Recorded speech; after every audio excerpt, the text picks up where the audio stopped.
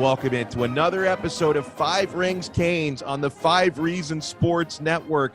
Week 1, Game 1 preview. Miami Hurricanes hosting UAB to open up a 2020 season. We weren't quite sure what actually arrived, but here we are. The season is upon us. Alex Donno alongside Larry Blustein, and we are brought to you, as always, by our good friends at Biscayne Bay Brewing, the official craft beer of Inter Miami and the Miami Marlins. They are South Florida's actual independent brewery.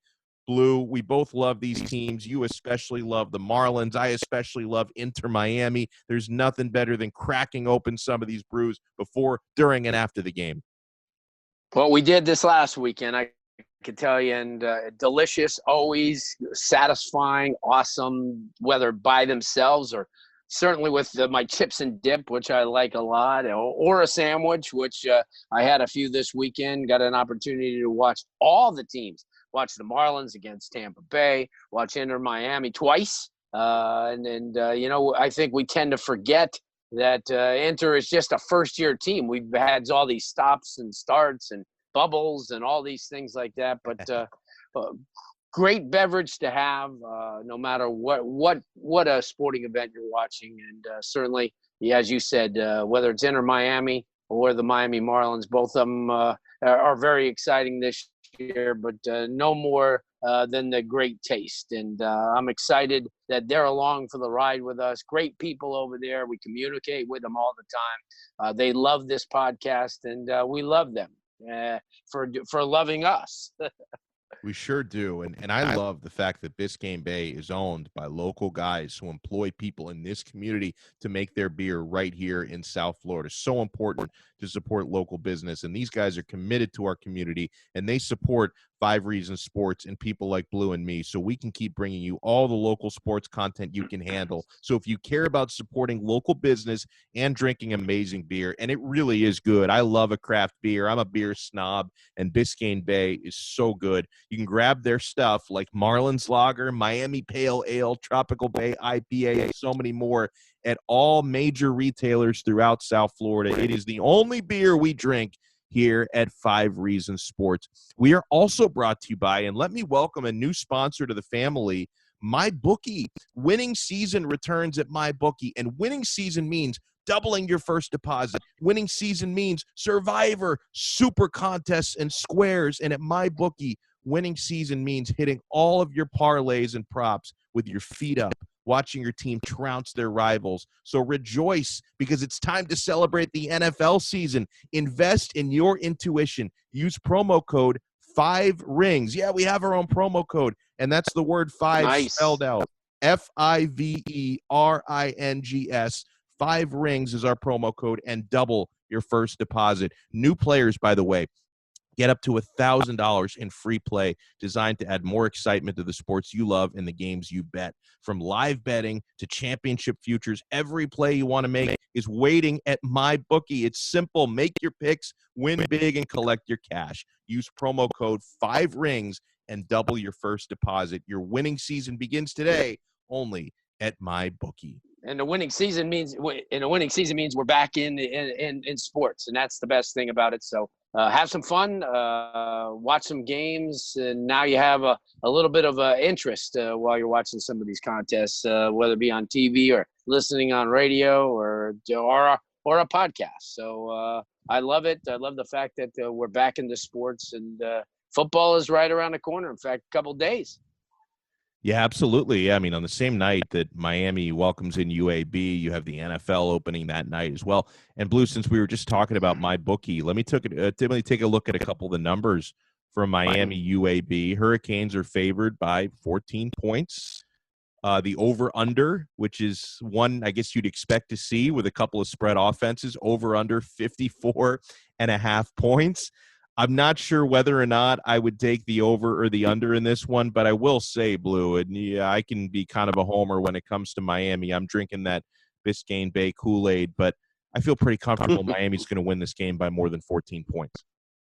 Yeah, especially because they've been waiting. They're anxious. They want to show off their brand new toys, and De'Ara King and some of the newcomers and some of these young guys who last year watched feel they have something to prove this year. So I'm right aboard with you. I think Miami's going to come out there, explode some points, show the country, and they will have a chance to show the country that they're back on track. And yeah, it's not an ACC opponent, but it certainly is an opponent that has already played this year. They kind of worked out the kinks after opening up the season, so it's going to be exciting. And look for a lot of points to be put on that board. Before we get into, how we like to preview these games, our top 5 questions and keys heading into this matchup, Miami against UAB. And of course, it's going to be a different kind of season. Hard Rock Stadium will be open to 20% capacity for social distancing. For these at least for the first 2 games, there's not going to be any student section because students are not allowed due to COVID-19 concerns, because we've had a couple of spikes within just the student population. So as a precaution, no student section for this one. So it's, obviously not going to be the same sort of buzz or excitement at the home stadium you would expect, but we all have to make compromises for this. But before we get into the real questions and keys, Blue, I'm going to put a couple of these right off the bat that kind of go without saying for a game like this. Number one, you want to win the game outright. I think last year taught us not to take games like Central Michigan, FIU, and Louisiana Tech for granted. I mean, you lost 2 of those games. You nearly lost one of those that you played at home. So get the W. But maybe even more importantly, when you're opening up against a non-conference with a gauntlet of 10 conference games to follow, get out of this game as healthy as you possibly can. Just knock on wood, you don't suffer any sort of serious injuries. The health of the team is one of the primary objectives when I would expect a lot of guys are going to get a chance to play this Thursday. Yeah, no, I agree with you. We're going to have an opportunity to have a lot of these young men who have waited and worked out on their own for so many months, and then got to where you were mentioning a lot of colleges around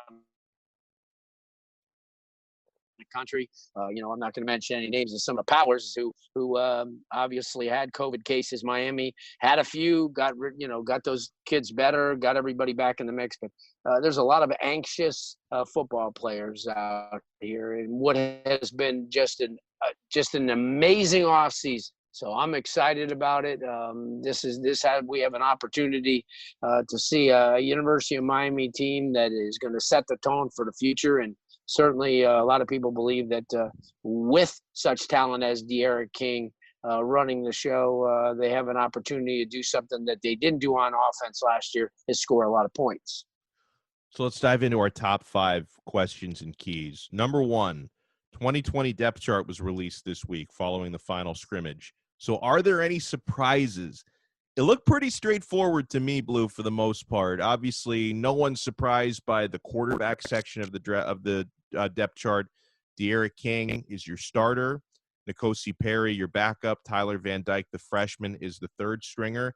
Maybe one thing on defense that people are looking at, maybe a mild surprise, although if you kind of followed what was coming out of fall camp, not as much. But any surprise, Blue, to see Bradley Jennings starting at middle linebacker over Sam Brooks?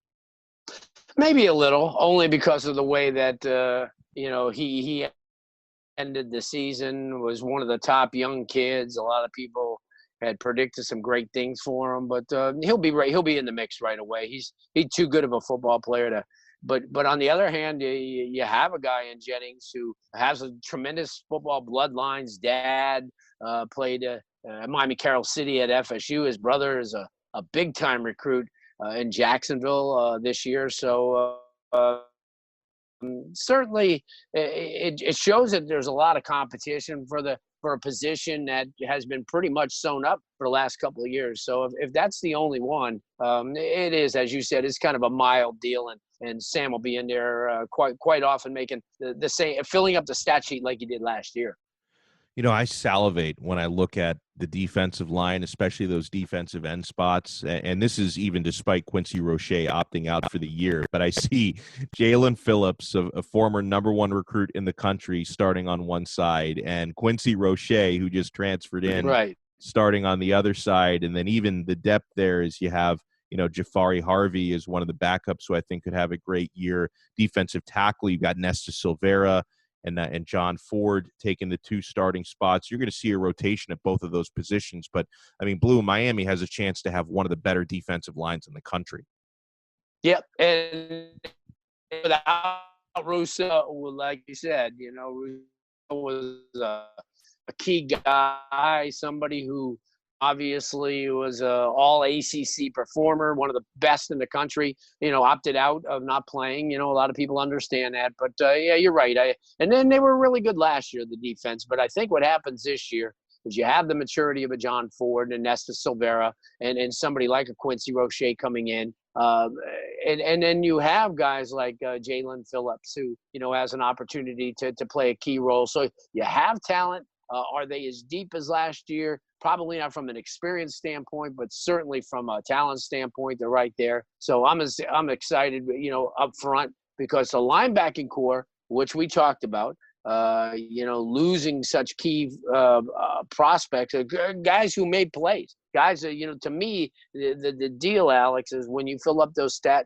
sheets and you are the ones for making those key plays. And that's what Miami has had the last couple of years at the linebacker position. So now, as you mentioned, you have somebody, kind of new in Jennings to kind of, break the ice, but you always have Sam Brooks, and you have guys, who I'm looking for Wayman Steed to stay healthy and maybe make a major contribution as well. So, yeah, I feel real good on that defensive side. We talked about Jafari Harvey last year as being out of Vero Beach High School, as being one of those guys who has an opportunity to be very special. So let's get to number 2. What will we see from Rhett Lashley's offense led by grad transfer De'Aaron King? If I can sum up my feelings in one word, it's excitement. Now let's start with Rhett Lashley. His offense last year at SMU, what impressed so many people and got him the job here at Miami to replace Dan Enos. 7th in the nation in scoring last year at SMU, scoring 41.8 points per game. 9th in the country in yardage at a little under 500 yards, 489.8 yards per game. It's the future and present of college football. Up-tempo, spread. You've got the right quarterback to run it, I believe. You have the luxury of, your quarterback helping to segue into this new offensive system, because De'Aaron King ran a similar formation at Houston. Your thoughts, Blue, on the offense? Well, it's going to give guys like D. Wiggins, who kind of like showed up and then didn't show up last year, Mark Pope, Mike Harley, an opportunity to keep in the flow, to understand that when you have a quarterback like De'Aaron King and he has those wheels to extend plays, that they are going to be in play every play, even if the initial he goes into the huddle and doesn't single them out, it may dictate a blitz that is going to keep these guys on the run. So that spread offense is going to make a Mark Pope and D. Wiggins and Mike Harley extremely, extremely important into this offense. They have some depth. Remember, a lot of the kids who have looked good in the offseason. You got Jeremiah Payton, who everybody was excited about a year ago. And then you have tight ends, probably 2 of the most capable tight ends in the country. We talk about Brevin Jordan quite a bit because he's such an athletic guy. But what about Will Mallory? A lot of people had, when they first saw him, because of his size, because of his athletic ability, felt that he didn't get the ball enough last year.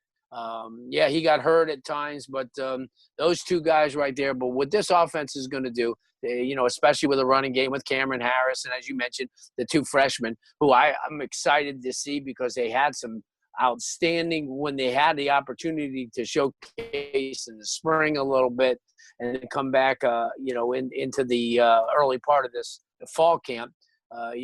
Guys like Don Chaney and Jalen Knighton made an impact. And then you have obviously Robert Burns, who is back and has an opportunity to do some things if he stays healthy. And it's an exciting offense. But the key is how much will Garen Justice be able to work with an offensive line that in many cases last year was average to poor. getting blown back 5 yards off the line of scrimmage in games like Pittsburgh, and making it tough for Cameron Harris to run the ball. So that's going to be a key. How much, De'Ara King can extend plays because he can run the ball, but he's going to need some help up front, a consistent help up front as well. Oh, no doubt about that, no doubt. But on De'Ara King, I really enjoy Blue. I was watching the season premiere of College Game Day this past Saturday on ESPN. I was also kind of flipping back and forth with the season preview on ACC Network. Oh, by the way, I know this is something that people are kind of upset about. A big portion of South Floridians, I think it's Xfinity that doesn't have ACC Network. I'm a DirecTV guy, so I do have it, but I know a lot of people, unfortunately, don't have ACC Network. I hope they can strike a deal at some point soon. So I feel bad that some are left out in the dark when it comes to TV. You have to maybe find a relative who has, satellite or find a stream somewhere. I really do feel for you. They do have some pretty good pregame programming as well. And between ESPN and ACC Network, every time Miami was brought up, De'Ara King was brought up, and so many flattering words being said about that young man. I mean, he really is, Blue, the total package. Now, at the collegiate level, at least, I know for the NFL level, there would be questions about his height if he, once that time comes for him, to be eligible for the draft, but because he's under 6 feet tall. But the arm is there. The vision is there, the leadership is there, and the legs are there. I think we could see him probably really showcase what he can do on Thursday night and maybe run for a couple of first downs. There's really nothing De'Ara King can't do. Well, I guess he showed in the scrimmages against an aggressive, very talented defense in Miami that he can put up points and he can move the ball. And I think that that's going to be a telltale, but he's going to need these receivers to be more consistent. They don't need kids that are going to, we saw a couple of times last year that D. Wiggins came alive. Florida State game, few other games where he kind of dictated things, but then he disappeared the next week. I don't think in an offense like this you can hide. You're going to have to be in play every down. I think another player who's really not even listed on the early depth chart as somebody that could help out, it'll be a freshman in Xavier Restrepo. He's looked extremely effective. Gets upfield. Everybody kept knocking him for not being big or not being blazing fast, but he's kind of dispelled that once he gets into uniform. And a lot of the defensive players had remarked that this kid's all business. He comes to play the game. Because of the fact that he was smaller than a lot of them, and maybe not as fast as a lot of these kids growing up. He's always had this chip on his shoulder. He gets it done in the classroom, was already singled out by Manny Diaz for the work in the classroom. So, there's going to be a few of those type of surprises. As we mentioned, Jalen Knight, another guy that gets into the secondary and he can motor and he can take it the distance. We haven't had a running back to get in quite a long time that could just leave people in the dust, and that's what we're looking forward to. Big play capabilities, and I think when De'Ara King is at the controls, he can make that happen because everybody, a lot of that attention, as you know, is going to be on him, Alex, and certainly a lot of the other players on his team. It'll be their signal to take advantage of that. So the next question and key I want to get to, because we haven't talked a whole lot about UAB yet, containing their potent offense. Another team that likes to run up tempo, spread teams out, and they've got a good running game, Blue. Now I'm basing a lot of this off of what I saw last week, and that was a Central Arkansas defense that I'm sure will not make the impact that Miami's defense can make, but UAB rushed for 233 yards as a team. They had a couple of backs have big games, Spencer Brown and Jermaine Brown. I'm not too impressed with UAB's passing game, but they are gonna spread guys out and try and test Miami in coverage. But I'm sure they'll focus on running the ball first.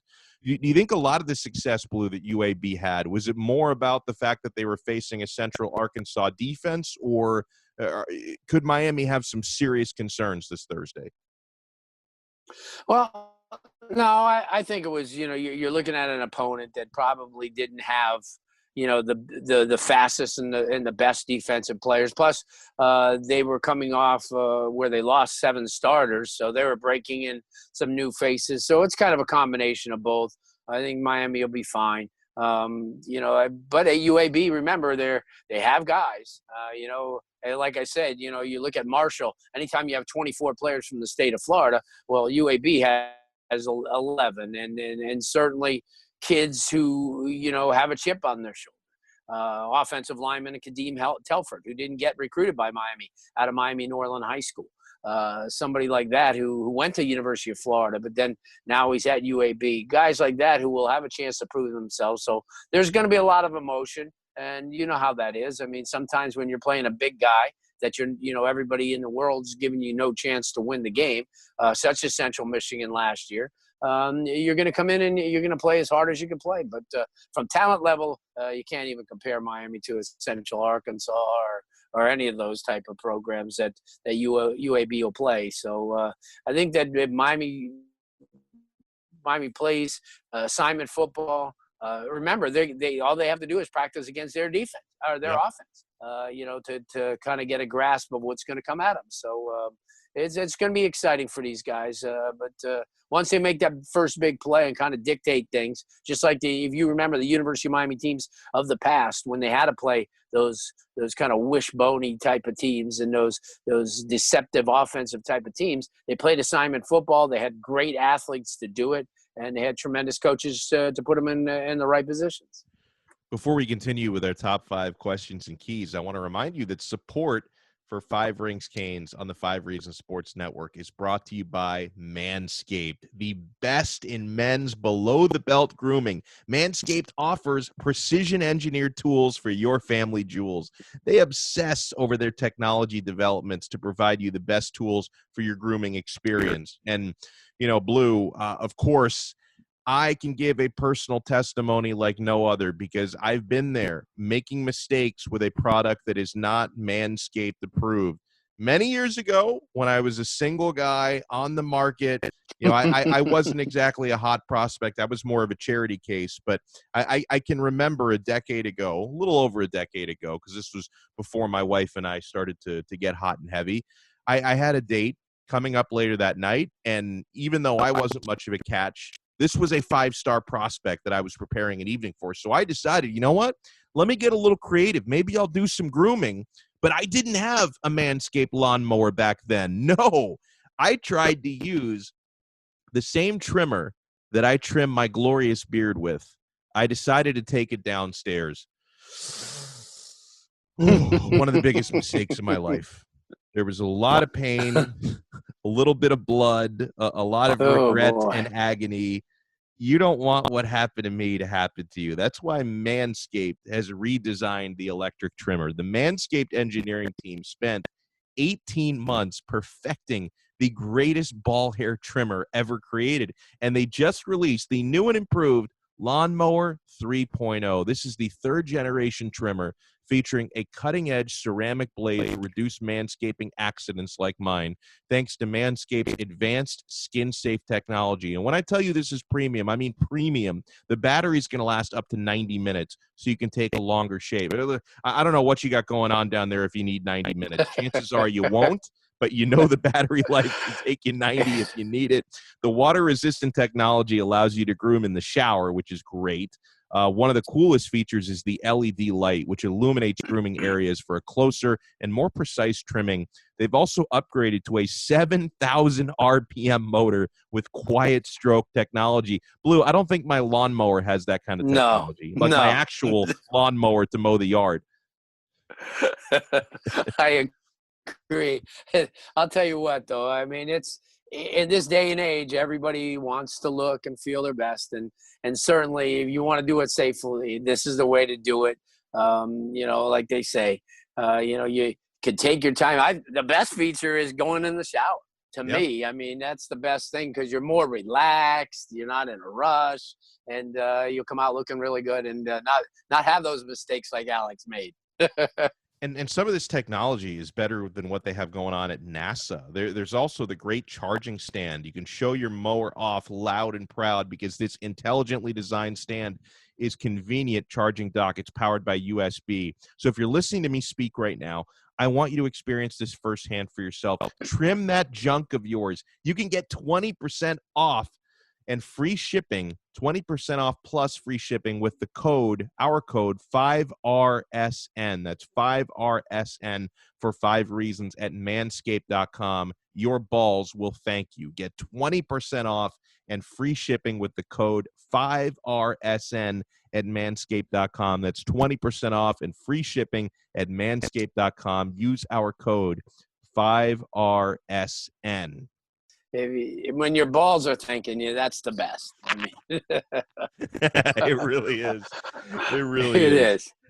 So, Blue, kind of looking at the season coming up as a whole, something that grabbed a few headlines on Saturday during College game day.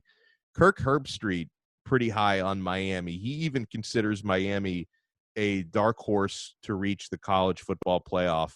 I'll be honest, for as optimistic as I am, I hadn't even given that a whole lot of thought. And to me, it's not that I don't have faith in the Canes to improve. I mean, they're going to have to improve from 6 and 7 last year.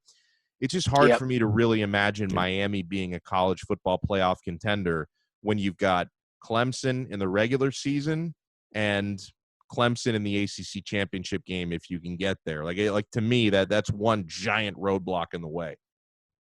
Yep. No, I agree. It's I mean, but I think if we learned anything from last year, it's just, not looking too far ahead. And especially in a year like this where you had no spring, you had really no summer workouts up until the last, 3-4 weeks. So I think everything is going to kind of be, one step at a time. I think this coaching staff, especially because it's predominantly a new coaching staff on the offensive side, that it's going to be game by game. And I think we'll be sitting here preparing for our second game in a couple of weeks, and we're going to be in that situation where you and I are going to have a reference point. And we need that. You needed that reference point to kind of,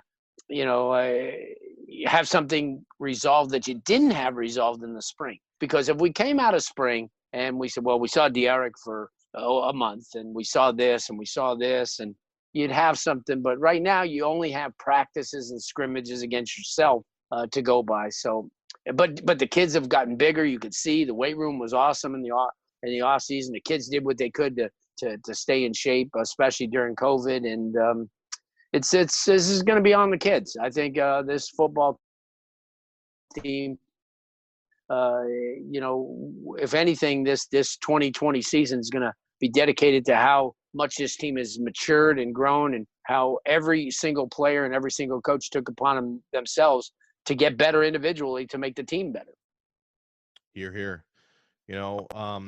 Outside, Blue, of De'Aaron King and Quincy Roche, who are the most hyped new arrivals, right? I mean, both transfers are going to make their debuts on Thursday. Which potential debut are you most excited for? I mean, for me, and I'm a big fan of the running game, and I really think Miami's going to try to emphasize the running game in this one. And I know there's a misconception that, in a spread offense, you don't run a lot. No, Rhett Lashley is going to call plenty of runs out of that spread. Knighton and Chaney, to me, 1A and 1B. I'm so excited to see these guys. And obviously, Miami hasn't had an incoming freshman running back since Duke Johnson, where you felt this way about these backs. I mean, and certainly in the 21 class with Thad Franklin. So that's the one thing you could tell about a program that is on the move upward. When you have players like this, that you can't wait to see them as freshmen. And I think that's what's going to happen. I move home, that he could be an integral part, during this developmental couple of months that this team's coming together, trying to be, you have so many guys that haven't played together before. So and we've said this, and you've heard this so many times, whether it be here, soccer, or whatever sport. You could have all the individual players you want, but until they form some chemistry bond, you don't have a team. And that's what Miami, and I'm sure that's what Manny Diaz is looking to take these individual players that we always talk about, from De'Ara King and Quincy Roche and all these individual players, even Brevin Jordan, and make them into a team. And I think that's no given. It's not an easy thing to do, but certainly I think that's the first order of business to come out. It would be better off to play a team like UAB than to play a Clemson team to open up the season. And I've always said that. I know that from a standpoint of enjoyment and fan watching around the country, that you'd love to have an Alabama-Ohio State game to start the year off, but you have a lot of young kids, Alex, and especially in Miami's case, you have a lot of individual players that have come in that haven't been part of this team before. So Right. This is a great game to have to tune up for FSU and the rest of the ACC schedule. How do you expect Miami to approach this game from an offensive standpoint? Do you think Lashley is going to really want to punish them and score as many points as possible, to really show this new offense has arrived and Miami football is here? Or do you think it's going to be kind of a more routine, don't show a whole lot on film for our future opponents, just take care of business sort of game? Well, here's the deal. When you're coming off the type of season that Miami had last year, you're in no position to hide or anything like that from anybody else. You have to go out and play your game. And I'm sure that if he sees things are flowing and they're getting the job done, he'll pull back the reins a little bit. But his main objective is to go out there, get in the flow, utilize all his playmakers. Because listen, we're in a type of situation now. It doesn't really matter. We're in a time now that everybody knows everything. The people have seen De'Ara King play. They've seen Quincy Roche play in the past. But I think from a standpoint, they want to go out. They want to establish what they could do. And if everything, goes true to form and they make the plays and they get the big lead, I'm sure you'll see a lot of younger players in the mix. A lot less of his arsenal that he has. He has quite a bag of tricks. I'm sure that he's not going to tip off. But listen, if UAB comes in, Miami makes a lot of mistakes, and this is a close game, he's going to have to do everything he can to win this football game. So there's two ways to look at it. I would like to look at it the first way, where he goes out, utilizes everything they've worked on over the last, for the first couple of weeks of spring or first couple of days of spring. And then obviously what's happened during their late summer camp. And he knows he has weapons, but he's been around talent before. So he knows. Same thing with Coach Likens. Yep. Here's a guy that's had NFL receiving talent when he was at Arizona State. So certainly he knows what it takes, for these guys who haven't stepped up. Let's not mince words. These players like Harley and Pope and Wiggins and others have not stepped up on a continual basis. And that's what gets you to the next level. That's what gets you to the NFL. And that's something that Coach Likens is going to instill in them. No matter how well you're doing, you're not doing well enough, believe me. So, yeah, I think that with the new coaching, same thing with Garin Justice with the offensive line. I mean, you and I probably every single week that we talked last year, Alex, it was about the offensive line and how deficient they were and how much of a mess it became. And certainly that's a focus. And everybody's going to be watching Garin Justice this year to see what he does and to see what he can do. I mean, you can only do so much with the talent that you have. But here's a guy that has had that experience working with, with younger offensive linemen who maybe to tweak one or two things to make them better, to be able to recognize, to be better technically. And that certainly makes a difference. So I think that, when all is said and done, Miami's going to go out there and play football. And whatever happens, and they'll have to make adjustments either way, win, lose, or draw. And you brought up an important thing there with the offensive line, and I'll just go through the depth chart for our listeners. John Campbell starts at left tackle over Zion Nelson. Usman Traore starts over Jalen Rivers at left guard. Corey Gaynor starts over Ja'Kai Clark at center. DJ Scaife over Cleveland Reed at right guard, and Jared Williams, newcomer, starting over Chris Washington at right tackle. I think, to me, anytime it's a season opener, so clean slate. We haven't watched Miami play since a really disappointing end to last year. So this is our first look at 2020 Miami football. And, you're going up against a team that you have superior talent to, that you're better than on paper and should beat. I emphasize the word should. I always love in these season openers to watch the line of scrimmage. And that's on both sides of the football. I mean, we talked about the defensive line, and I'm fully expecting Miami to dominate that battle on the defensive side of the football. But I want to see Miami's offensive line dominate as well, because, I've seen in some of these season opening games over the years, even when you've won games against inferior opposition, you've won it with your speed and your athleticism. Sometimes Miami's offensive line isn't even up for the task in games like this. Like, I want to see them mauling people. Like, and maybe you don't see as much of that in this style of offense. Maybe I'm living in the past a little bit too much, but I want to see confident, comfortable looks from your offensive line. I don't want to have any concerns about your pass protection or your run blocking, for that matter, coming out of this game. Yep, I agree. You have to get business done, and that's what it is. And like I said, on any, if the Miami's coming off a 9-3 season, we're saying yes, go out there, do this and that. But they're coming off, and everybody but South Florida remembers the way that Miami ended the 2019 season. I mean, there's no getting around it. We've been privy to the transfer portal, and to the young freshmen, into the great 2021 class they have going, where the rest of the country hasn't. And I think that, when we talk to people around the nation, they still look at Miami, whether, they know of De'Ara King, but they don't know everything that's gone and transpired here. They're looking at Miami as an average football team that's playing to try to get some respect. And in a lot of cases, that's what it's going to be. Miami still has to establish themselves. This is a team that still lost to Louisiana Tech and FIU. And no matter how much the fans want to forget it, and Coach Diaz wants to forget it, it's a reality. So the only way to wipe away that reality is to start something with a positive way. And that's what they look to do on Thursday evening.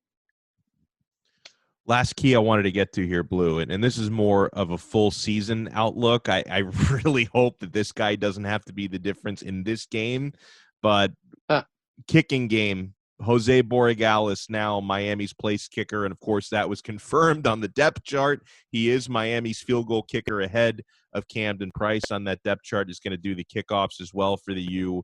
We saw what Borregales could do against us firsthand in the FIU game last year. He hit, I believe, 2 kicks over 50 yards in that game. And, of course, his brother, who we spoke to a couple weeks ago on this pod, is going to be an incoming freshman for Miami in the class of 2021. So the kicking game is in good hands. And the kicking game cost Miami about 3 wins last year. Even for a team that underperformed in every area, they could have been a 9-win team had the kicking game been at least decent. I think the kicking game will be better than decent.